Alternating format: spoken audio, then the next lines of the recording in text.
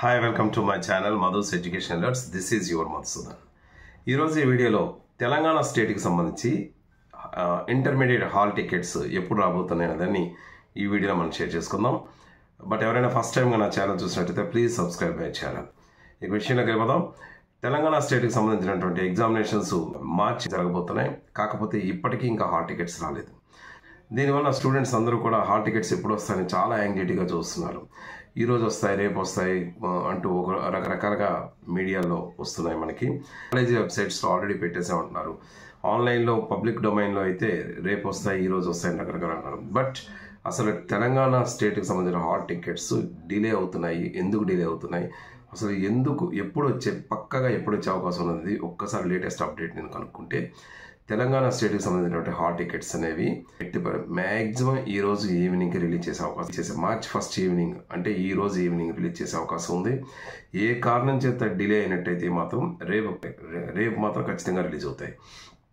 అయితే అందరూ చెప్పినట్టుగా మీరు కూడా ఈరోజు రేపు అని చెప్తున్నారు. మీరు అనుకోవచ్చు ఎందువల్ల డిలే అవుతుందంటే, మనకి తెలంగాణ స్టేట్లో కొత్తగా ఫస్ట్ టైం ఈ క్యూఆర్ కోడ్ సిస్టమ్ ఇంట్రడ్యూస్ చేయడం వలన, అంటే మీరు ఏ సెంటర్, మీరు ఉండే ప్లేస్కి ఎగ్జామినేషన్ సెంటర్కి రూట్ మ్యాప్ ఈజీగా తెలుసుకోవడం కోసం ఈ ఫస్ట్ టైంగా క్యూఆర్ కోడ్ని ఇంట్రడ్యూస్ చేశారు. కాబట్టి అందువల్ల దీనివల్ల కొంత డిలే జరగడం జరిగింది, టెక్నికల్గా చిన్న ఇష్యూస్ రావడం వల్ల. బట్ ఏది ఏమైనప్పటికీ కూడా ఈరోజు ఈవినింగ్ ఎట్టి పరిస్థితులు కూడా 90% ఈరోజు ఈవినింగ్కి మాత్రం రిలీజ్ అయ్యే అవకాశాలు అయితే ఎక్కువగా ఉన్నాయి.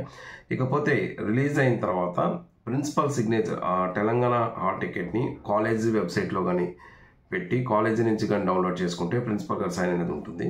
బట్ పబ్లిక్ డొమైన్లో పెట్టి మీరు ఎక్కడైనా నెట్ సెంటర్కి వెళ్ళి హాల్ టికెట్ కానీ తీసుకున్నట్టయితే, లేదా ప్రిన్సిపల్ సిగ్నేచర్ అవసరం ఉంటుందా లేదా అనేది ఒక్కసారి మనం చూసినట్టయితే మ్యాక్సిమం పబ్లిక్ డొమైన్కి వాళ్ళు ఇచ్చారు. పబ్లిక్ డొమైన్కి కానీ డౌన్లోడ్ చేసుకునే అవకాశం వచ్చిందంటే ప్రిన్సిపల్ సిగ్నేచర్ అనేది దాని మీద అవసరం అనేది ఉండదు.